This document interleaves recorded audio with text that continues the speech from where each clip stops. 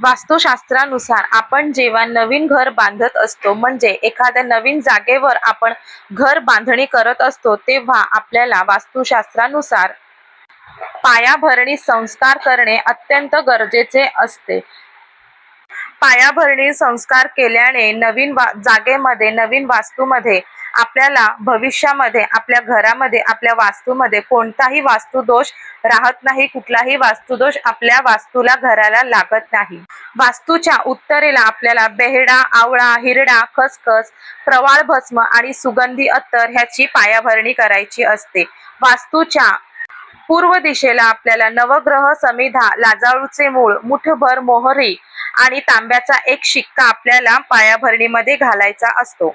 दक्षिण दिशेला आपल्याला तांब्याच्या धातूचा एक शिक्का, रुईचे जाडसर मूळ आणि एक सुगंधी अत्तराची बाटली पायाभरणीत घालावी. पश्चिमेच्या दिशेला